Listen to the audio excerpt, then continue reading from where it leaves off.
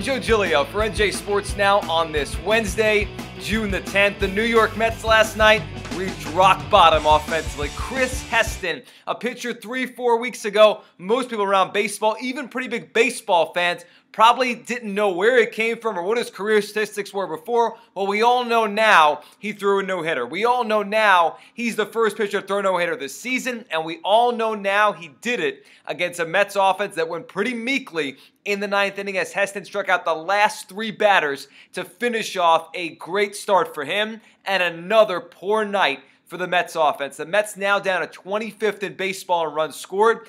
Despite that, though, they're still in first place in the National League East. And look, there are a lot of people out there right now angry and upset and say, look, the Mets have all this pitching. The Mets are in first place. The Nationals, because of injuries, have to an extent underachieved so far this season. And why not take advantage of this? Why not go out there and get a bat? Why not fix this offense that has severely missed David Wright, that has severely missed Travis d'Arnaud? Well, you know what? I'm sure the Mets are probably trying to do that. Whether or not they pull it off is going to be a big theme for this summer. But I think today, after a no-hitter, after the worst moment the Mets offense has experienced this season, it is worth remembering that this is just the start of the Mets' run of contention here. As much as being in first place in June makes you want to get all excited and makes you say, let's go for it, let's find a bat, we need to find a bat, we're wasting pitching here. When you look at the Mets, and Kevin Kernan of the New York Post was a guest on Boomer and Carton on WFAN this morning, echoing this same point. When you look at the Mets,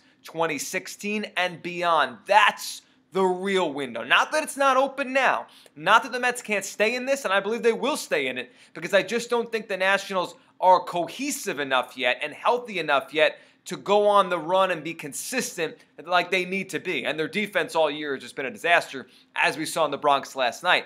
The Mets are going to stay in this. The bottom of the NL East with the Braves, and especially the Phillies, is bad enough to supplement wins for them. The NL wildcard race should allow them to stay in at least that if the Nationals overtake them. But if we're looking at it objectively and we're saying, when are the Mets going to really realize their potential here? It's not this season, even if they do stay in it. It's 2016, 2017, and beyond, when guys like Lucas Duda continue to emerge offensively. d'Arnaud hopefully could stay healthy, and they graduate some of these bats they do have in the minors to major league levels, or make a big trade or a free agent signing. And most importantly, the starting pitching. Right now, the Mets have very good starting pitching. Next year, they could have great starting pitching. I mean, you think about it, who are the Mets starters that you're excited about every turn through the rotation now? You're excited about Matt Harvey, of course. Jacob deGrom, of course.